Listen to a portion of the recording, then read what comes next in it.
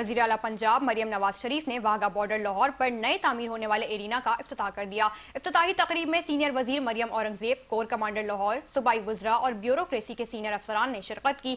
Pakistan rangers Punjab के ज़ेर एहतमाम joint check post Wagah पर तामीर किए गए एरिना की खुसूसी इफ्तिताही तकरीब मुनक्किद की गई।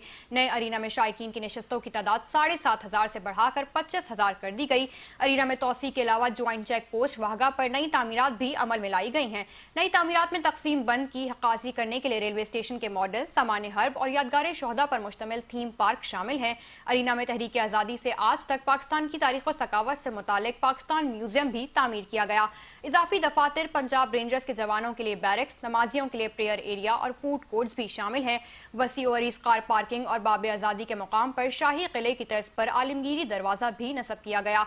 ज्वाइंट चेक पोस्ट वाघा पर नस्ब कौमी परचम 115 मीटर बुलंद था, जो अब 139 मीटर की बुलंदी पर लहरा रहा है। वाघा पर लहराने वाला परचम एशिया का 7वां और जनूबी एशिया का बुलंद तरीन परचम है।